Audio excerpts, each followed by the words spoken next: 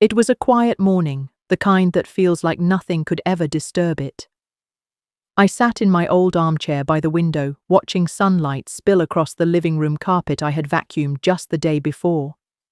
Everything in the house felt familiar, from the gentle hum of the refrigerator to the creak of the stairs. But deep down, I sensed something had shifted, something I hadn't seen coming. My son Jason, the boy I had raised from diapers to diplomas, had begun to change. And the change wasn't subtle. It was a slow, creeping forgetfulness, a drift that pulled him away from me, even though he still smiled when he walked through the front door. I remember the first time I noticed it clearly. Jason had called me one evening, his voice warm at first, then clipped, hurried. "Mom," he said, "Danielle and we think it's time you considered downsizing. Maybe someone could help around the house, keep things easier for you." His words sounded reasonable, but the tone was strange, a soft excuse that hid the real intention. He didn't ask, he suggested, and deep down I knew the suggestion was really a dismissal. My heart ached, but I stayed calm. I had raised this boy through sleepless nights, scraped knees and broken hearts. I had watched him stumble through school, whispering encouragement while ignoring my own exhaustion.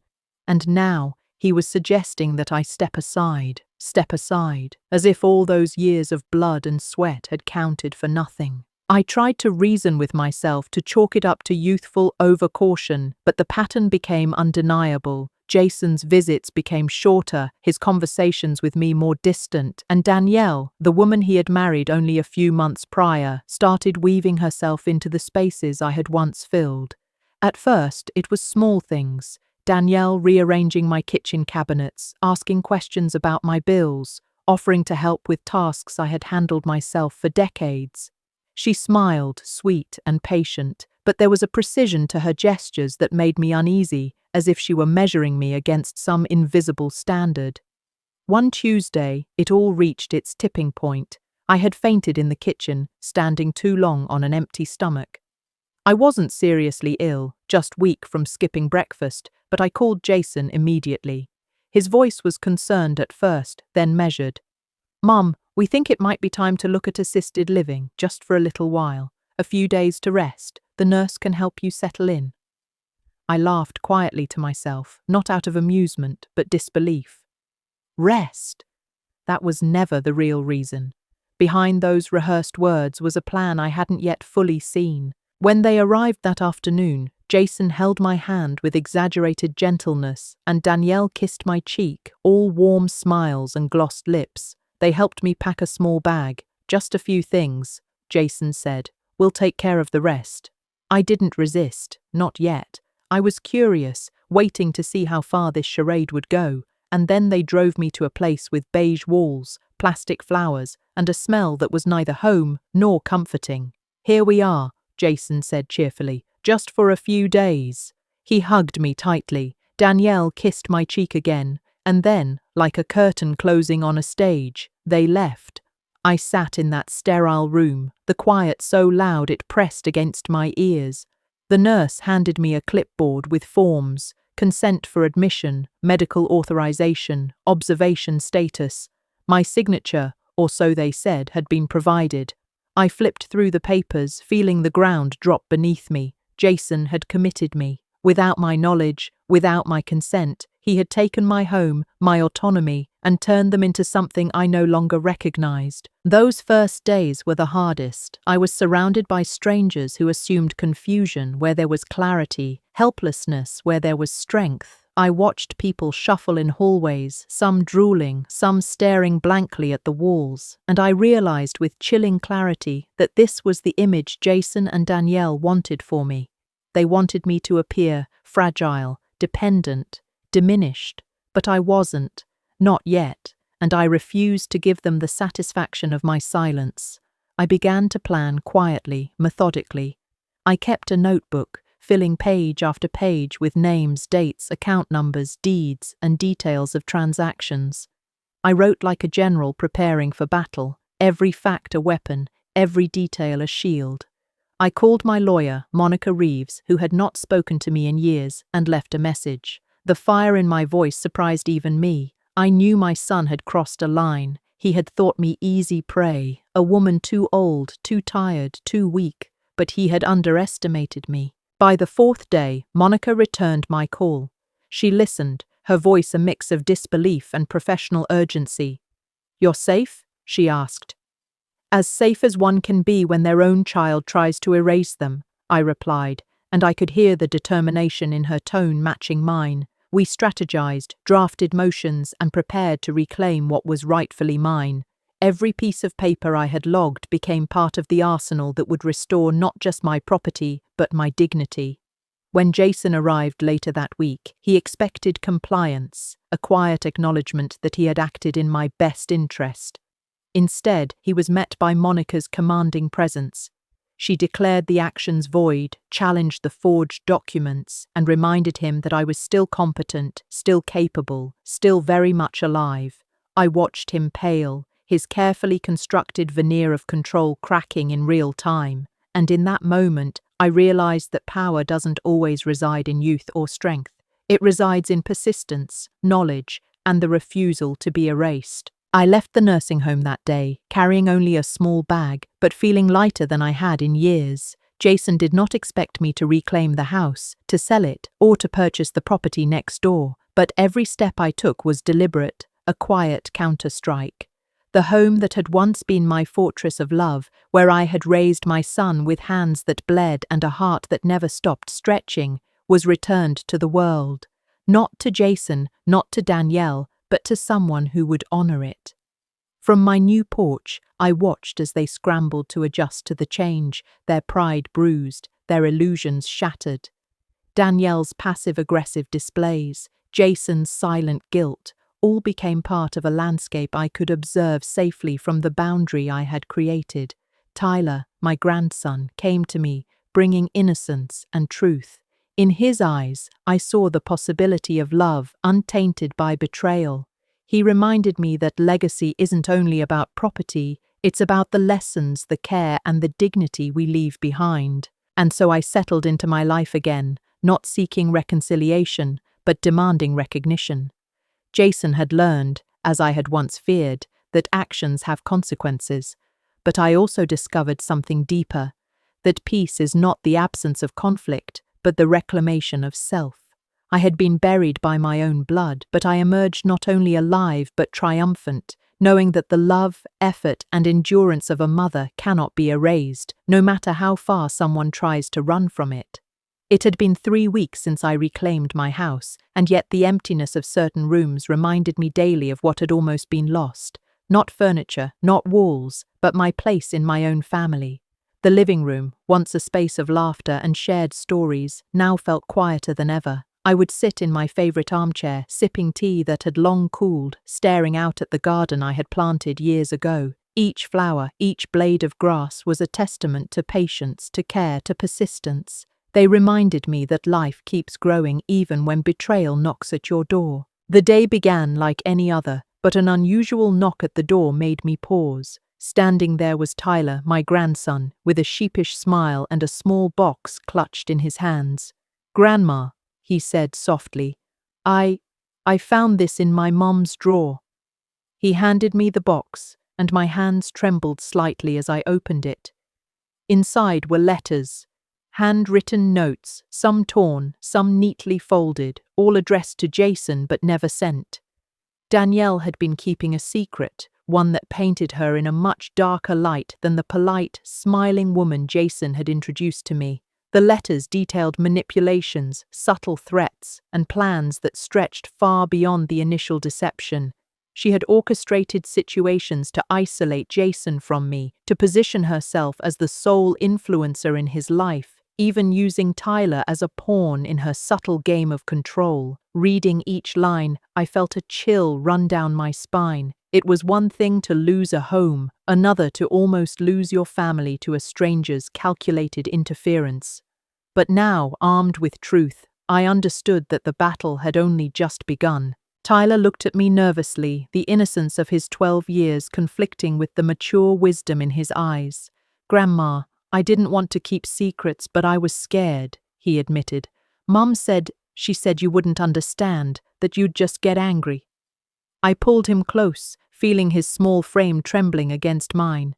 "Sweetheart, you did the right thing," I whispered. "Truth is always worth telling, no matter how scary it seems." That night I drafted another plan. The letters would be presented to Jason, legally documented to prevent any denial. I would protect Tyler from the fallout, ensuring he understood that loyalty to truth doesn't mean disloyalty to family. The next morning, I called Jason. The tone of my voice was calm but firm, carrying an authority he hadn't heard in months. "Jason, we need to talk," I said. "Face to face, no intermediaries, no excuses." When he arrived, I noticed the hesitation in his steps, the way he avoided my gaze. Danielle followed closely behind, her perfect smile strained, her eyes betraying anxiety. I had imagined this confrontation countless times, but now, as they stood in my living room, I realized how little they understood the resilience of a mother scorned. I handed Jason the letters, watching as color drained from his face. Each line of Danielle's manipulation was a dagger, and he knew it. His hands shook slightly, and for the first time in years, he did not know how to respond. Danielle's attempts to interject were futile. Her rehearsed words of justification stumbled over the undeniable evidence. The silence that fell over the room was heavier than any argument. Finally, Jason spoke, his voice low, almost a whisper. I didn't realize." "You didn't realize," I echoed, my voice steady but with a sharp edge. "Jason, I raised you, I nurtured you, I lived and breathed for you, and you allowed someone to rewrite our history, to erase the bond that took decades to build, and you didn't realize." I let the words hang in the air, knowing that no answer could undo the breach, only acknowledge it. Danielle's face paled, and I could see the carefully maintained composure faltering. Her attempts to rationalize her actions sounded hollow, desperate. "I only wanted what was best," she said, but her tone lacked conviction, betraying the calculated nature of her best. I turned to Jason, who looked broken, torn between his loyalty to the woman he loved and the truth his mother had revealed. "Jason," I said softly, "you have a choice now. Do you stand with what is right, or do you continue to be manipulated? Do you protect your mother and your family, or do you protect a lie?" His eyes met mine, and I saw the conflict, the internal war between love and obligation. For years, I had prayed he would grow into a man of integrity. Now, faced with the consequences of deception, he had to choose. The days that followed were tense. Conversations were laced with careful phrasing, glances were weighed for hidden meanings, and each small interaction felt like walking a tightrope. Tyler became the bridge between us, his innocence reminding Jason of the life and love he risked losing. Slowly, Jason began to see through Danielle's manipulations. He started asking questions, noticing inconsistencies, realizing that loyalty to a person should never come at the expense of family, of truth. One evening, as we sat in the kitchen with Tyler doing his homework, Jason came forward. His eyes were red-rimmed, voice shaky but sincere. "Mom," he said, I made mistakes. I let her influence my decisions. I didn't see what was happening. I'm so sorry." I took his hands in mine, feeling the weight of years, the relief of acknowledgement. "Jason, apology isn't enough. Understanding is. You have to see clearly now, before more damage is done, and you must act. Not for me, but for yourself, for Tyler, for your integrity." Danielle, realizing her control slipping, tried one last gambit. She attempted to sow doubt, suggesting that I was overreacting, that I was imagining plots where none existed. But the letters, now documented and undeniable, rendered her words impotent. Jason finally looked at her, a hard resolve in his eyes that had been absent before. "No more," he said. "I have to see what's real, not what's convenient." It was a small victory, but a significant one. Tyler smiled at me, his eyes shining with a mixture of hope and admiration. I realized that the bond between mother and child, no matter how tested, is forged in fire, not just love, and I had survived that fire. We were rebuilding trust, step by careful step. The days following Jason's declaration were strange, almost surreal. There was an uneasy calm in the house, like the moment after a storm when the sky has cleared, but the air still carries the scent of rain. Danielle's presence, once commanding and suffocating, now felt brittle, like glass threatening to shatter with the slightest touch. She moved through the house with careful steps, avoiding eye contact, her usual sharpness muted. It was as if the mask she had worn for so long was finally cracking, revealing the vulnerability beneath. I spent most mornings in the garden, tending to the flowers, as if each petal could absorb my frustration, my sorrow, my lingering anger. Tyler would often join me, asking questions that were heavy for his age, but necessary for understanding the storm that had passed. "Grandma," he said one morning, gently brushing soil from his hands, "why do some people hurt the ones they love the most?" I looked at him, seeing both innocence and wisdom in his eyes, and realized that this was the moment to teach him about resilience, about truth, and about the complexities of human behavior. "Sometimes," I said carefully, "people make choices not because they are bad, but because they want something so badly they forget what's right. They convince themselves that the path they choose is harmless, or that the end justifies the means. But actions have consequences, Tyler, and sometimes those consequences are the lessons we need to grow." He nodded slowly, absorbing each word as if trying to imprint them on his young mind. Meanwhile, Jason began to reclaim his life. The fog of manipulation that had clouded his judgment was lifting, replaced by a clarity he hadn't felt in years. He started helping with household tasks, spending more time with Tyler, and even engaging in conversations with me that were no longer tense or cautious. It was as if he was slowly rediscovering his place in the family, realizing that the bond with a mother and son was irreplaceable, that no external influence could substitute for genuine love and trust. Danielle, on the other hand, grew increasingly desperate. Her attempts to regain control became more obvious, more clumsy. She would linger in rooms unnecessarily, interrupt conversations, and offer assistance that no one asked for. Her smiles no longer held warmth, they were sharp, artificial, a hollow echo of the confidence she once exuded.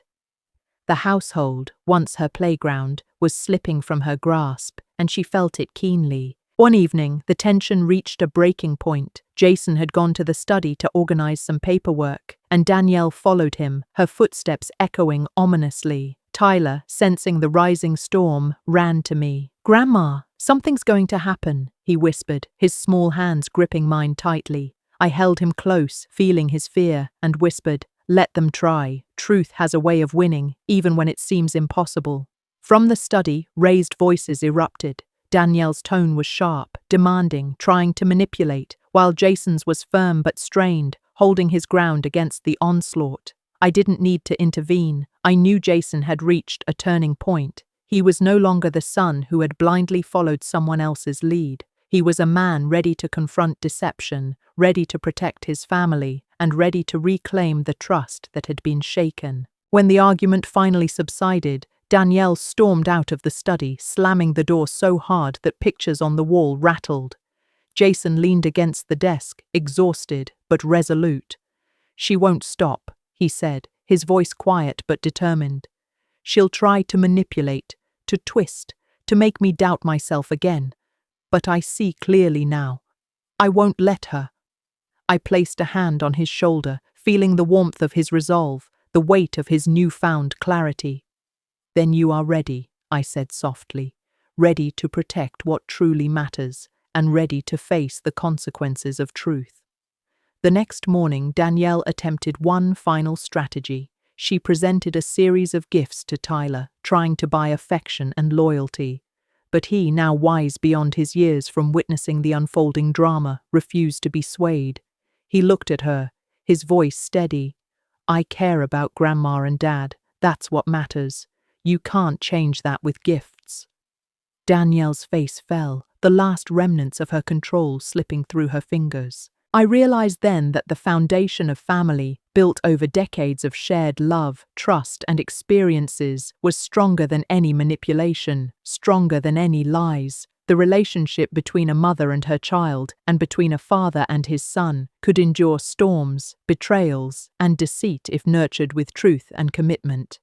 Tyler's innocence had become a catalyst, revealing the strength in bonds that seemed fragile but were actually unbreakable. In the following weeks, we began to heal. Conversations once filled with tension now carried warmth. Tyler laughed freely again, a sound that filled the house with life. Jason and I spent evenings recounting memories, sharing lessons and forging new connections stronger than before. Danielle, realizing her influence had ended, gradually removed herself from our lives, leaving behind only echoes of past manipulations and the lessons they imparted. During one quiet evening, I reflected on the journey we had endured. The betrayal, the confrontation, the near loss of family. It had all been a test, a trial that revealed both the fragility and the strength of human relationships. I understood, more deeply than ever, that love and loyalty cannot be assumed, cannot be taken for granted. They must be earned, nurtured, and fiercely protected. And yet, despite the pain, there was hope.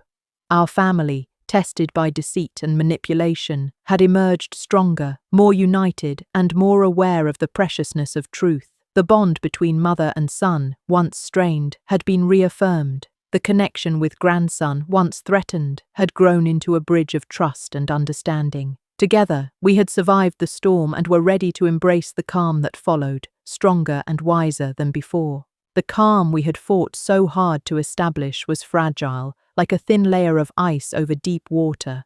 I had learned not to underestimate Danielle. Though her presence was no longer dominant, her cunning and persistence were undeniable. She had retreated, yes, but the way she lingered in our peripheries suggested she was plotting, waiting for the smallest crack in our defenses. And cracks, as I had learned over decades of life, always appeared when least expected.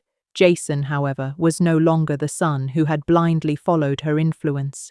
He had grown in ways that surprised even himself.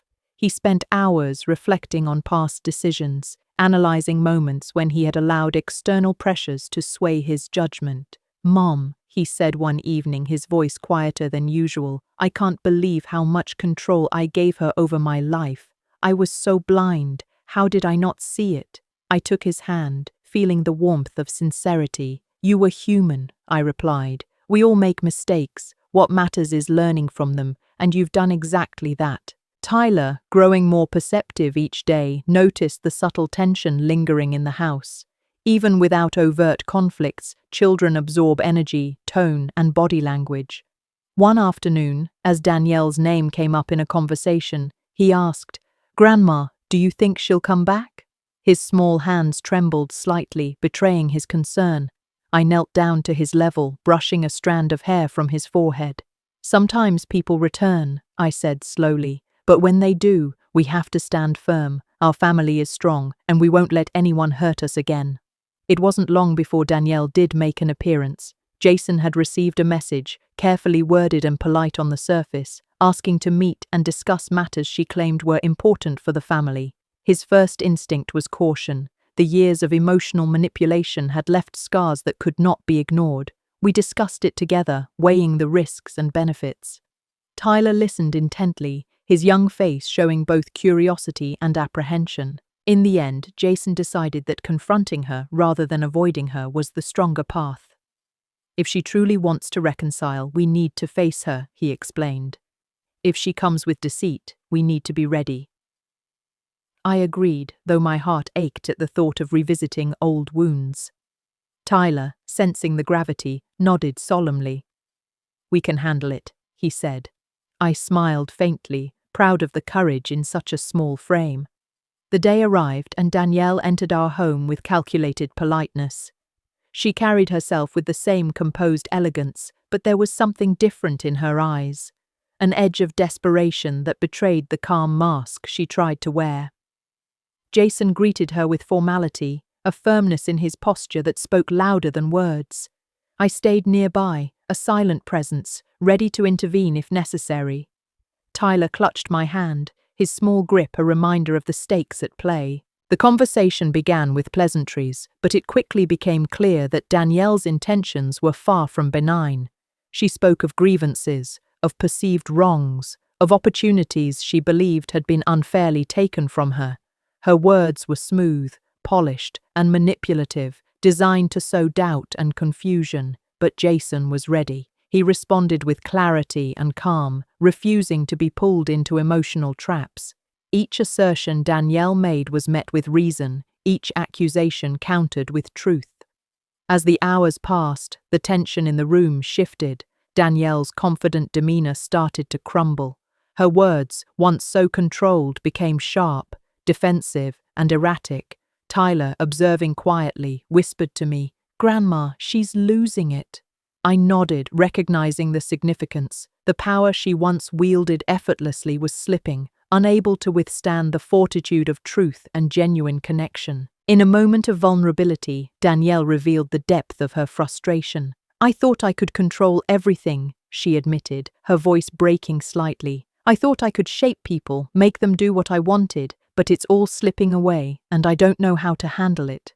Jason listened quietly, offering no judgment, only a steady presence that contrasted sharply with her chaos. "Control is never permanent," he said softly.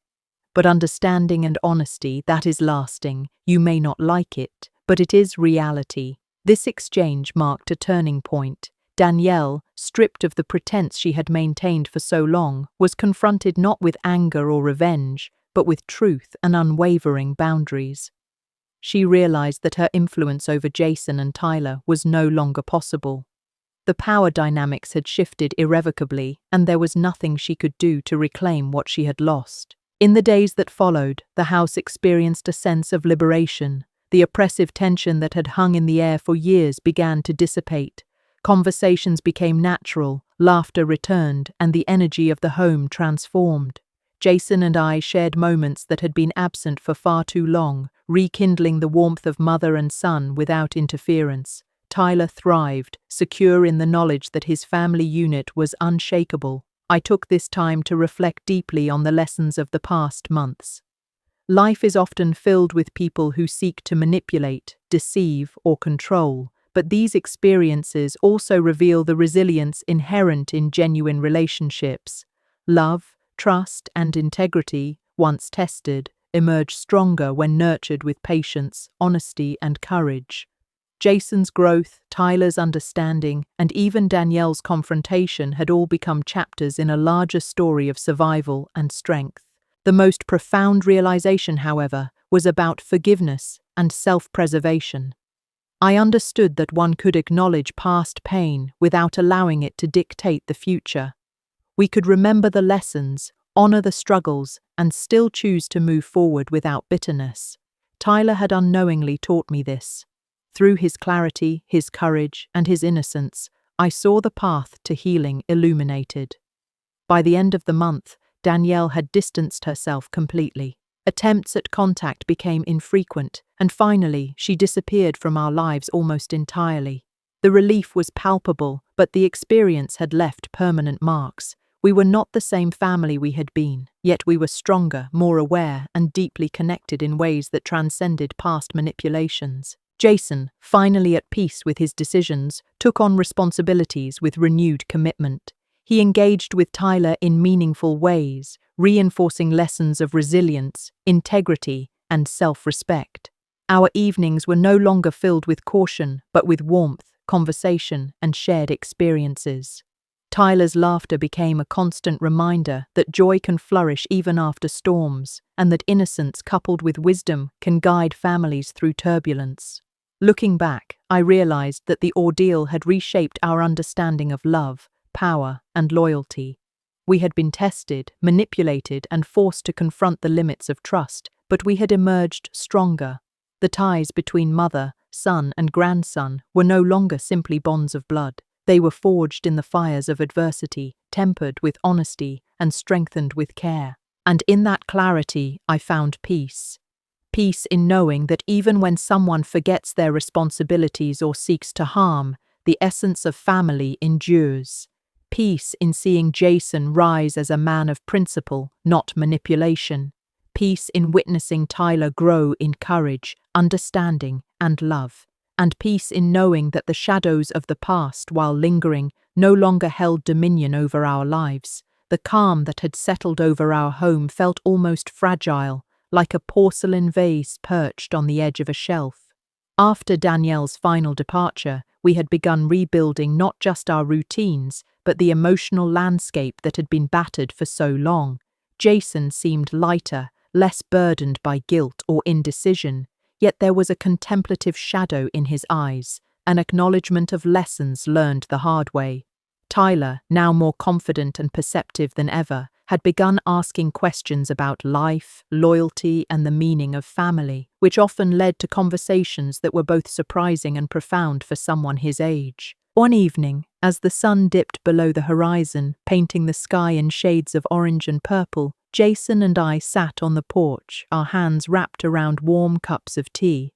"Mum," he began hesitantly, "I've been thinking a lot about everything that happened, about Danielle, about my choices. I keep asking myself how I allowed someone else's influence to shape my life so completely." I took a slow sip, letting the warmth settle in my chest before responding. "Sometimes we give away power because it's easier than facing the truth, but recognizing it, like you are now, is what changes everything." Tyler joined us shortly after, his small figure silhouetted by the fading light.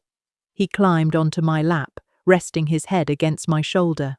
"Grandma," he asked, his voice quiet but insistent, "do people really change, or do they just pretend to?"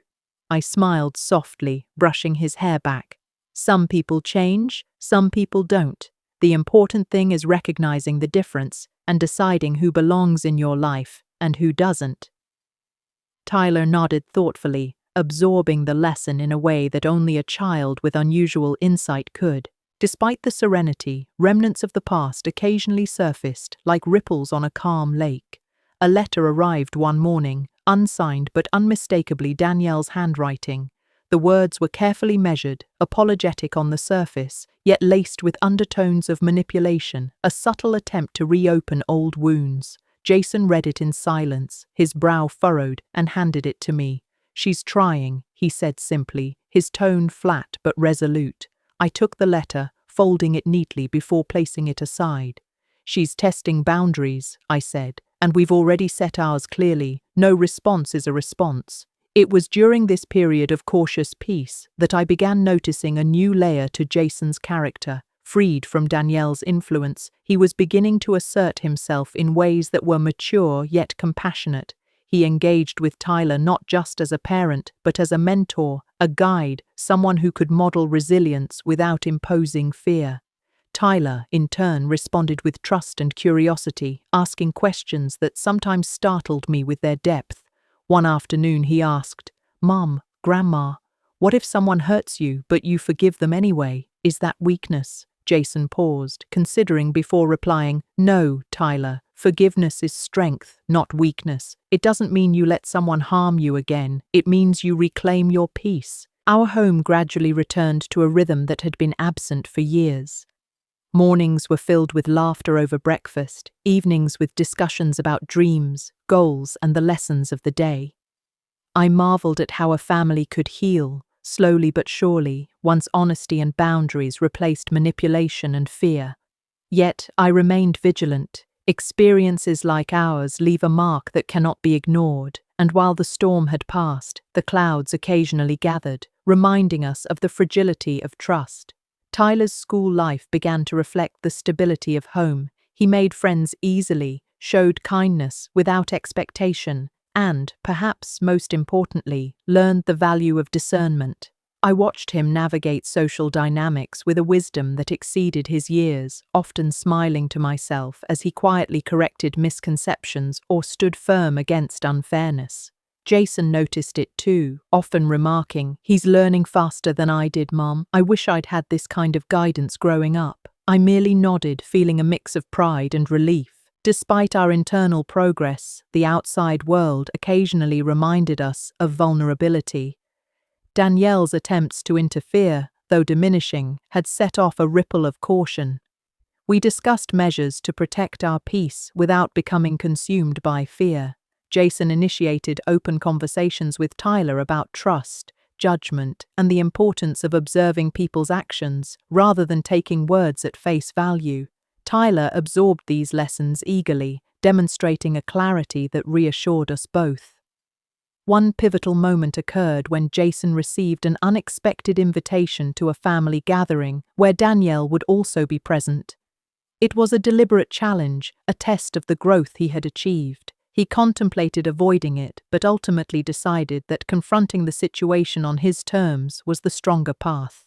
"We can't control everything," he said, "but we can control how we react, how we show up, and what we allow in our lives."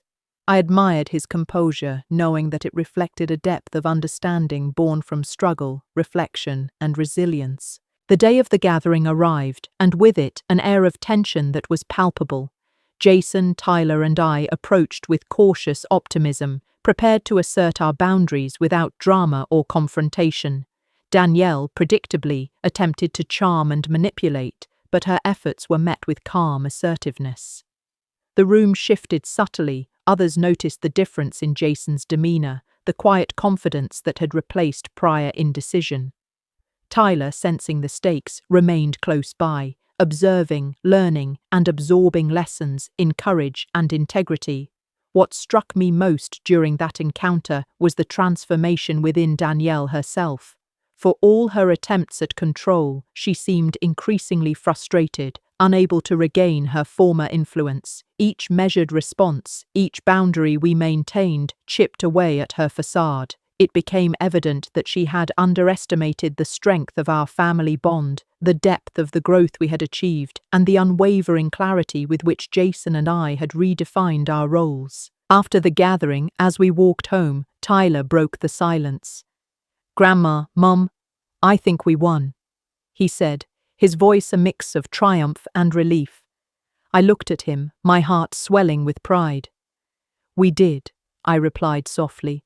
"But remember, victories like this aren't just about winning against someone else. They're about staying true to who you are, even when tested." Jason placed his hand on my shoulder, a quiet gesture of solidarity. "Exactly," he said. "It's about strength, honesty, and integrity, not just conflict." The days that followed continued the slow but steady rhythm of healing. Danielle's presence in our lives dwindled further, her attempts at contact more sporadic and less persuasive. Jason and I focused on nurturing Tyler's growth, fostering not just a sense of security, but also the confidence to navigate life with discernment, compassion, and resilience. We celebrated milestones, shared stories, and rebuilt traditions that had been disrupted by chaos and manipulation. It was during one particularly quiet evening that I realized the full scope of what we had endured and what we had achieved. Sitting in the living room, watching Jason and Tyler engage in a game, laughing freely and without restraint, I felt an overwhelming sense of gratitude. The past, with its trials and pain, had not been wasted. It had sculpted us into a stronger, more aware and deeply connected family. The bonds of mother, son, and grandson were no longer simply defined by blood. They were forged in adversity, tempered by wisdom, and sustained by love. The sense of calm that had settled into our home after Danielle's gradual withdrawal was comforting, but I knew too well that peace, once earned, could be fragile. Life, I realized, rarely gives us moments of serenity without testing us again. It was a late Saturday morning when Jason received an unexpected call from an old colleague, someone who had witnessed the chaos with Danielle from a professional standpoint. The conversation began innocuously, discussing work matters and casual updates, but it quickly veered toward family dynamics. "I've been following some of what's happened," the voice on the line said cautiously, "and I just want to make sure you're aware of how far she'll go. You've built something strong, Jason, but don't let your guard down." Hanging up, Jason looked at me, his expression unreadable. "Mom, it's strange," he said finally. "I thought we were past all of this, but it seems the world isn't quite ready to let us heal quietly. Danielle, or at least the consequences of her actions, still lingers." I nodded, taking a deep breath, trying to absorb the weight of his words without letting them settle like a stone in my chest. "The past always lingers," I said softly, "but that doesn't mean it can define the present or the future. We've built our boundaries, Jason. That's what matters." Tyler, sensing the subtle shift in mood, came into the room and perched beside me, His innocence and clarity often pierced the tension in ways adults couldn't. "Grandma," he asked, looking between us, "why do some people want to make life so complicated for others? Isn't it easier to just be kind?" His question made me pause longer than I expected. I brushed a strand of hair from his forehead and said gently, "Sometimes, Tyler, people act out of fear, jealousy, or a need for control. It's not right, but it's real. The key is not letting them dictate how you live or how you feel." Over the next few days, our focus returned to the small joys and routines of daily life. Tyler's school projects, Jason's work commitments, and our shared family dinners became anchors in the shifting currents of uncertainty. We laughed more freely now, the tension that once colored every interaction slowly dissipating, replaced by a genuine sense of connection. Yet, even in moments of levity, I remained watchful, recognizing that Danielle's influence, though diminished, could still ripple outward in unexpected ways. One afternoon, as I was organizing some old photo albums, I stumbled upon a series of pictures from Jason's childhood, moments filled with laughter, innocence, and family warmth. The images reminded me of why I had fought so hard to maintain our family bond, why I had persevered through manipulation and neglect. I called Jason into the room and handed him the album. "Look at this," I said softly. "This is the real us, the part that Danielle could never touch, the part that survives, no matter what." He flipped through the pages, a smile tugging at the corners of his mouth. "It's strange, Mum," he said after a moment, "how you can forget what really matters when someone like her enters your life. But now I see it clearly." Tyler, curious as ever, joined us. "Who's that?" he asked, pointing to a younger Jason with a mischievous grin. "That's your dad when he was about your age," I explained. "He had dreams, hopes, and a sense of wonder. Some of those were lost for a time, but we've been finding them again." Tyler's eyes sparkled with understanding, as if he grasped not just the words, but the emotion behind them. "So we can get back the good parts even if something bad happens?" he asked. I hugged him tightly. "Exactly, Tyler. That's what resilience is."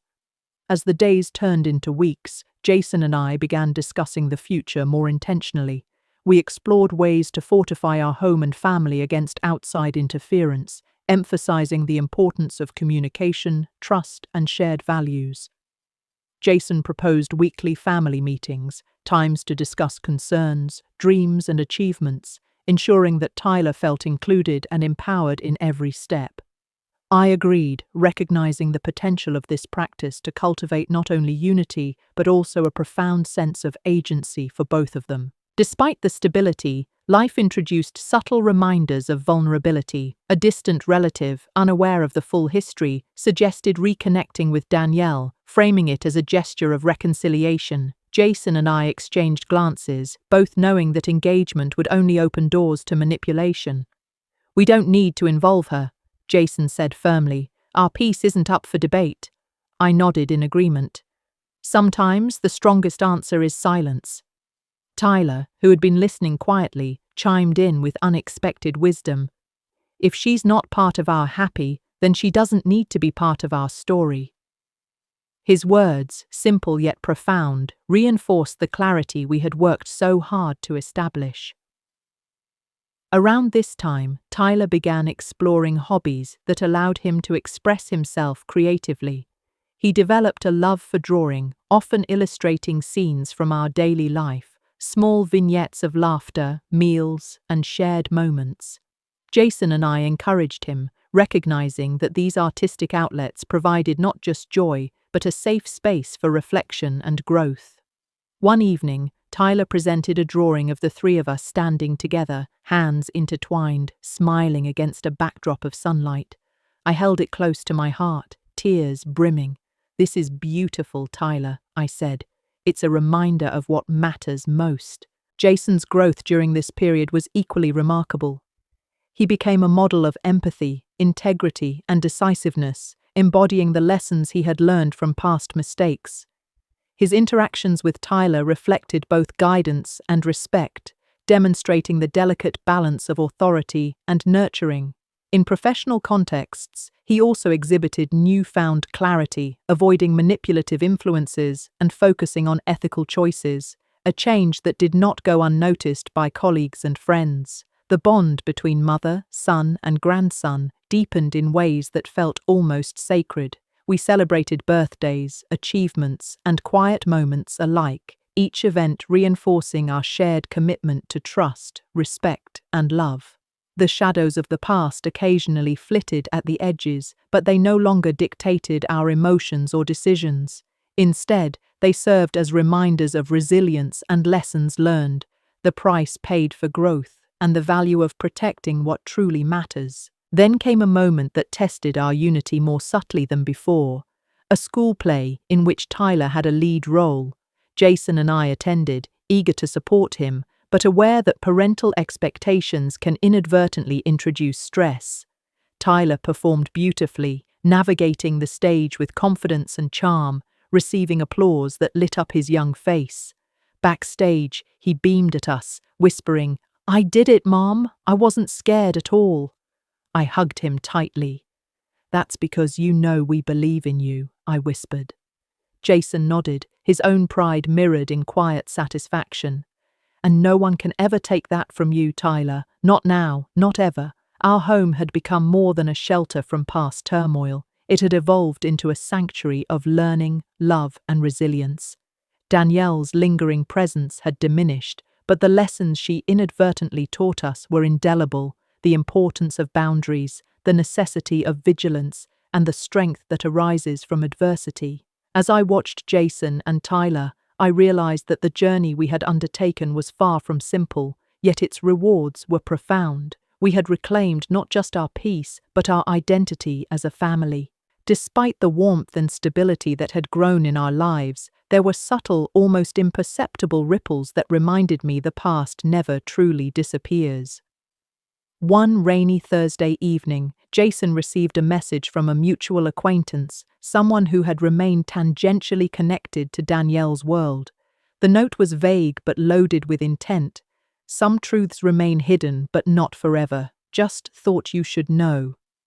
Jason showed it to me, his fingers tightening around the phone. "Mom, I don't know what to make of this. Should we ignore it?" I took a deep breath, feeling a familiar twinge of anxiety that I had thought was behind us. "We respond with caution," I said slowly. "Sometimes ignoring is the best defense, but we stay alert. That's our strength." Tyler, who had been coloring nearby, looked up at us with wide eyes. "Are we in danger?" he asked innocently. I knelt beside him, smoothing his hair. "Not danger, sweetheart. Just reminders that life sometimes tests us, even when we think we're safe. But we're ready."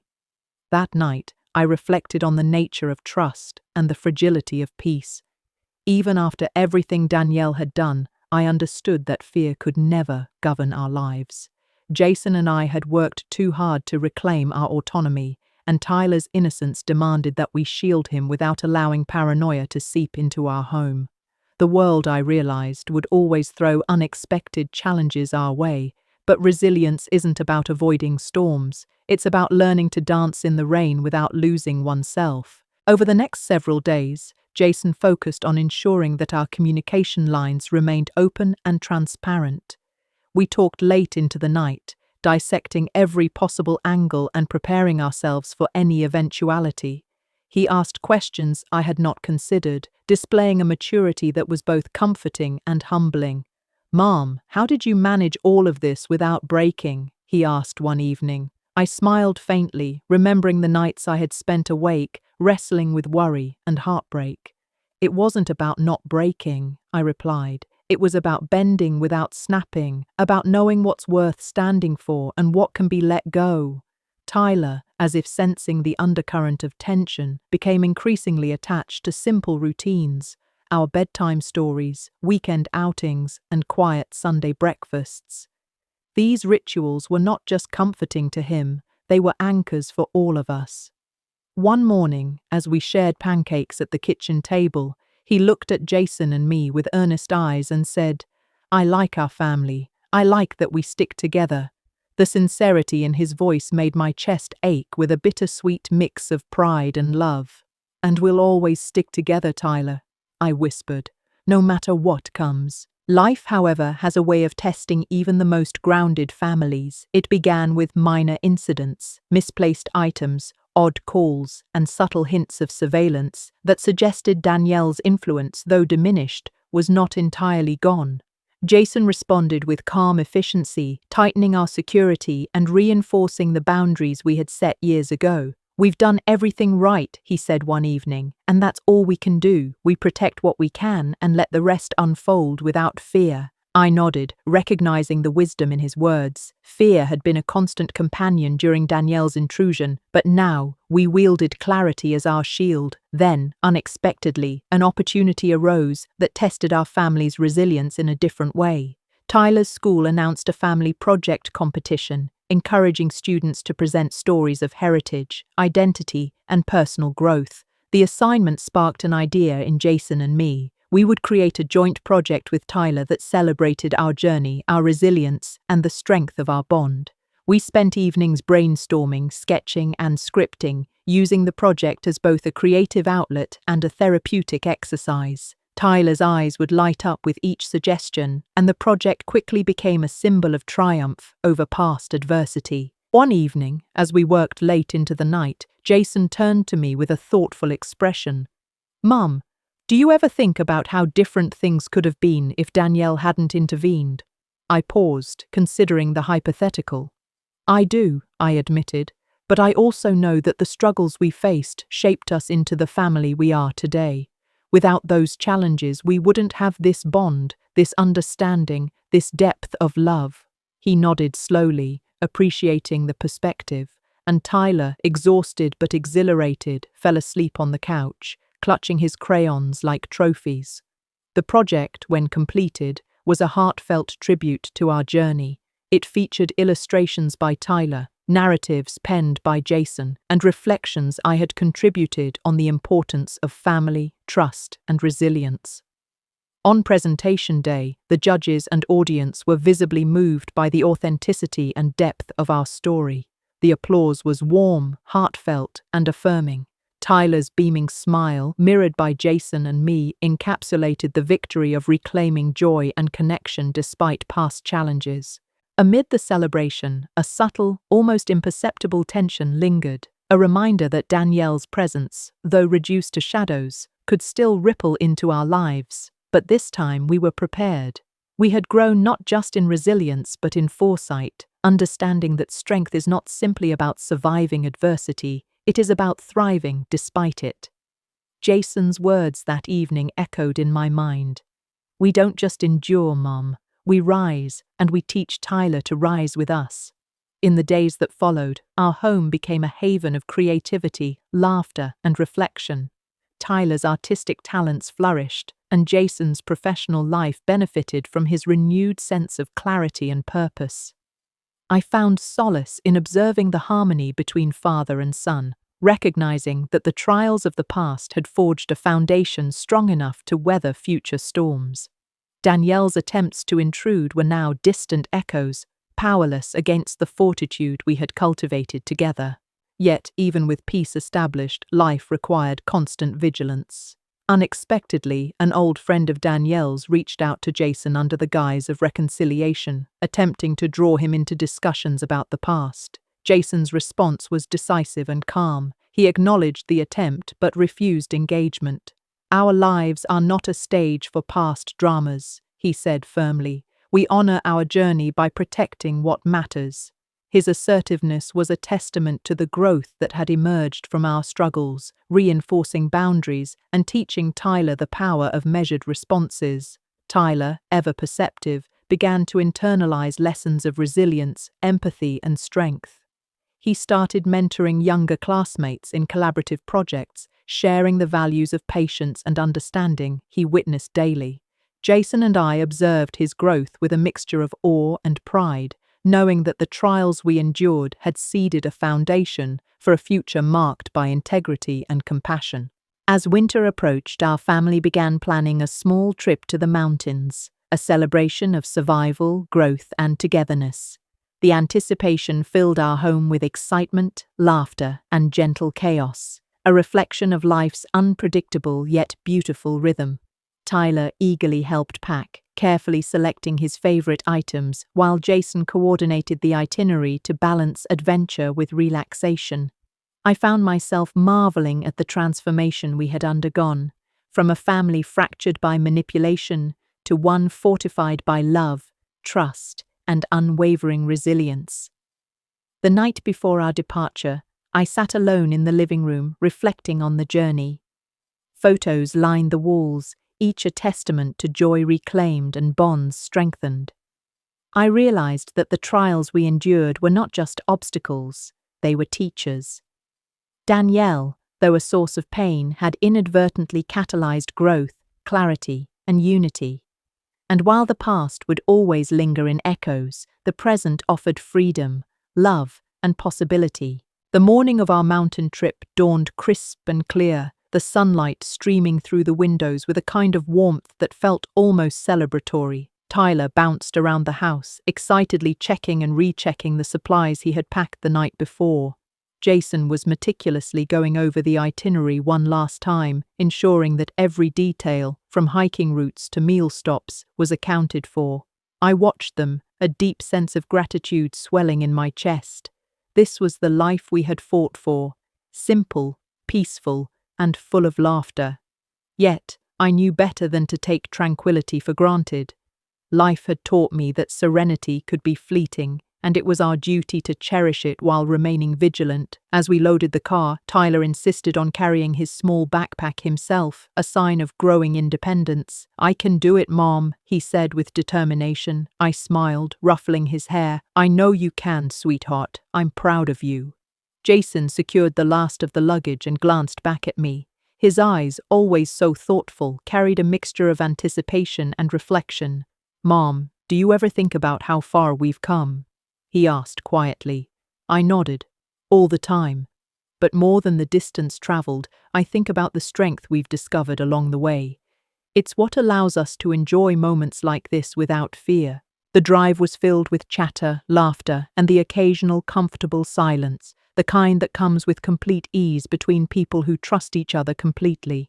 Tyler pointed out interesting trees and rocks, and Jason shared stories from his own childhood, weaving lessons and humor seamlessly. I found myself letting go of lingering anxieties, if only temporarily, allowing the scenery and shared joy to envelop me. There was a profound sense of relief in seeing Tyler so carefree, unburdened by the shadows of the past. Upon arriving at our cabin, nestled between towering pines and a glistening river, we were struck by the sheer beauty and tranquility of the location. The cabin was modest but welcoming, a perfect blend of comfort and adventure. Tyler ran to the riverbank, skipping stones and laughing as the water rippled. Jason unpacked the car efficiently, his movements a quiet testament to his sense of responsibility and care. I took a deep breath, feeling the crisp mountain air fill my lungs, and silently acknowledged the peace we had carved out for ourselves. The first evening, as the sun dipped behind the mountains, painting the sky with hues of pink and gold, we gathered around a small fire pit. Tyler roasted marshmallows with wide-eyed enthusiasm, his face glowing in the flickering light. Jason and I sat close, sharing quiet conversation and reflection. "It's incredible," Jason said, staring into the flames, "how life can shift from chaos to calm. I never imagined we'd get here, Mum." I reached for his hand, squeezing it gently. "It's the journey, Jason. Every challenge, every heartache, every triumph, it's all led us to this moment."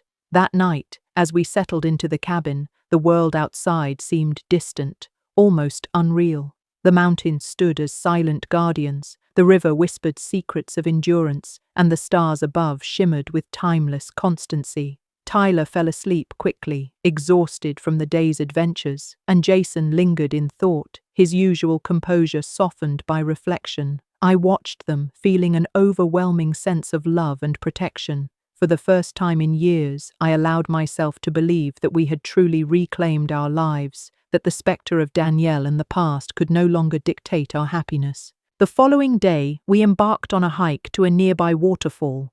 The trail was challenging yet invigorating, winding through dense forests and steep inclines. Tyler occasionally faltered but kept going, encouraged by Jason and me. "We're stronger than we think," I reminded him gently, holding his hand as we navigated a rocky path. He nodded, determination set in his small features, and pressed forward. Jason stayed close, offering guidance and reassurance without diminishing Tyler's sense of accomplishment. It was a delicate balance of support and empowerment, one that reflected the growth and understanding we had cultivated over the years. At the waterfall, the sight of water cascading into a crystal-clear pool left us breathless. We stood together, letting the mist kiss our faces, the sound of rushing water drowning out the echoes of the past. Tyler laughed, spinning around with arms outstretched, and Jason joined him, the two of them creating a scene of pure joy. I captured the moment in my mind, etching it as a permanent memory, a reminder that despite past struggles, happiness was not only possible, but tangible, present, and vibrant. In the days that followed, we settled into a rhythm of exploration, relaxation, and reflection. We fished in the river, explored hidden trails, and spent evenings playing board games by the fireplace. Each activity, no matter how small, reinforced our bond and highlighted the resilience we had developed.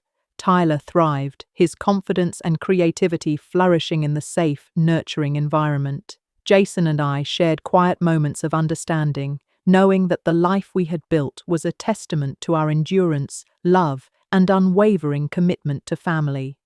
Yet, the shadow of the past was never completely absent. One afternoon, while exploring a remote section of the trail, we encountered a stranger, a woman who seemed oddly familiar. Her gaze lingered on Jason for a moment longer than necessary, and a chill ran down my spine. Jason's posture stiffened slightly, but he remained composed, greeting her politely yet guardedly. "Can we help you?" he asked, his tone firm. The woman smiled faintly, an inscrutable expression. "Just passing through," she said. "It's a beautiful place, isn't it?" She lingered for a moment before walking away, her presence a subtle reminder that the past could resurface at any time, testing our vigilance and resolve. That evening, as we returned to the cabin, Jason and I discussed the encounter in hushed tones. "Mom, I think it's time we reinforce our boundaries again," he said, his voice calm but resolute. I nodded, recognizing the truth in his words. "We've done it before, Jason. We can do it again. And this time, our foundation is stronger, our awareness sharper, and our bond unbreakable." Tyler, blissfully unaware, continued to play by the fire, the innocence of youth a stark contrast to the complexities we navigated. It was both a privilege and a responsibility to preserve that innocence while imparting lessons of vigilance, courage, and integrity. The final morning of our trip arrived, crisp and serene. We packed our belongings with a sense of satisfaction and accomplishment, reflecting on the memories we had created. Tyler expressed gratitude for the adventures, the laughter, and the simple joys, his words a poignant reminder of why we had endured so much. Jason and I exchanged a quiet smile, silently acknowledging the growth, healing, and resilience that had brought us to this point. As we drove away from the mountains, leaving behind the tranquility and lessons of the wilderness, I felt a profound sense of closure. The past, though never forgotten, had been relegated to its proper place, a chapter that shaped us but did not define us. In the months following our trip, life returned to its routine yet carried the freshness of renewed perspective. Tyler excelled in school and extracurricular activities, his creativity and confidence flourishing. Jason's professional endeavors thrived, buoyed by the clarity and focus that our journey had fostered. I too found a renewed sense of purpose and peace, recognizing that the scars of the past were not marks of failure, but emblems of endurance, growth, and triumph. Life after the mountains felt different, almost as if the air itself had changed. The burden of past betrayals and lingering doubts that had once clouded every decision seemed lighter now, tempered by the clarity and perspective we had gained. Tyler, full of energy and curiosity, approached each day with a sense of wonder that was infectious. Watching him, I was reminded of the resilience of youth, the ability to embrace joy despite witnessing hardships. I knew it was my responsibility, along with Jason, to nurture that spirit without letting the shadows of the past creep back into our lives. Jason and I restructured our routines with intention, incorporating lessons learned from our trip. Even the smallest acts, family dinners without distraction, weekend outings to reconnect with nature, or quiet evenings devoted to reflection, became anchors of stability and love. Tyler thrived in this environment, his imagination and confidence blossoming. He began to share stories about his dreams, his friendships, and even the small worries he had about school or friendships. Each conversation, each shared moment, reinforced the bond we had forged through trials and triumphs alike. One afternoon, Jason suggested a family project, a scrapbook documenting our journey from hardship to healing. Tyler eagerly participated, collecting photographs, drawing illustrations, and writing little notes. As we assembled the pages together, I felt a wave of gratitude. Each photograph, each handwritten word, was a tangible testament to our endurance and growth. The scrapbook became more than a collection of memories. It became a symbol of our family's resilience and the life we had consciously rebuilt, piece by piece. Despite our progress, life remained unpredictable. Occasionally, reminders of the past would surface, a stray comment from an acquaintance, a fleeting memory, or an unexpected encounter. But each time, Jason and I faced them with patience and perspective.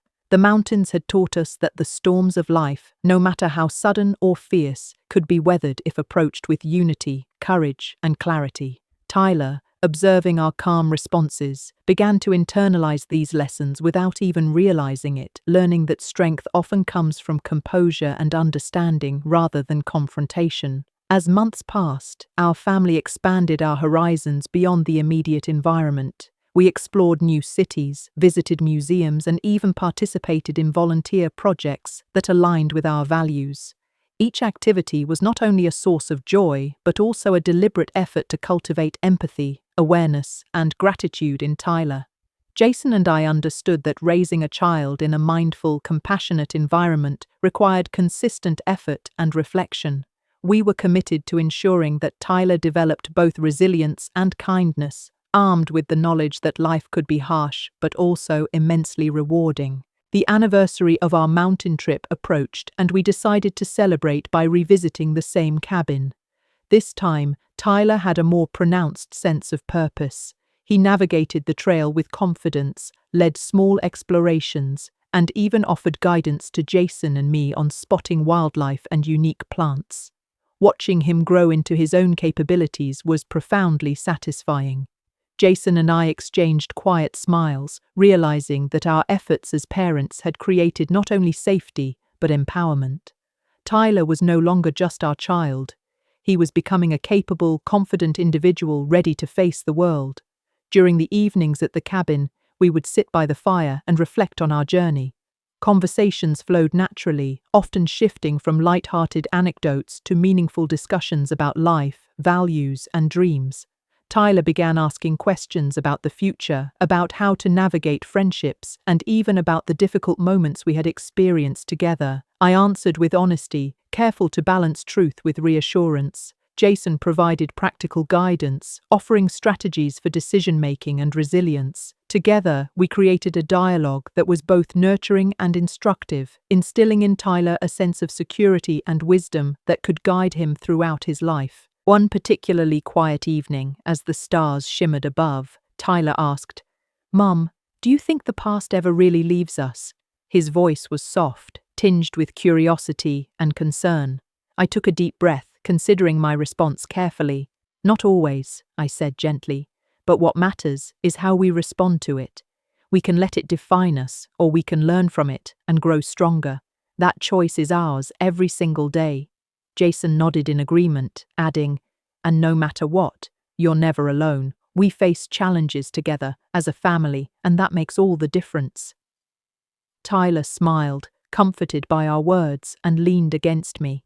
In that moment, the weight of previous hardships seemed distant, replaced by the warmth of love, guidance, and shared understanding. The final day of this anniversary trip was reflective and calm. We hiked to our favorite waterfall one last time, allowing the mist and sound to wash over us. Tyler skipped stones, Jason captured photographs, and I watched, absorbing the serenity and the profound sense of accomplishment. We spoke about the lessons we had learned: resilience, patience, love, and the courage to face difficult truths. Each of us carried a renewed understanding that life's challenges were inevitable, but the strength of our family unit rendered them manageable, even transformative.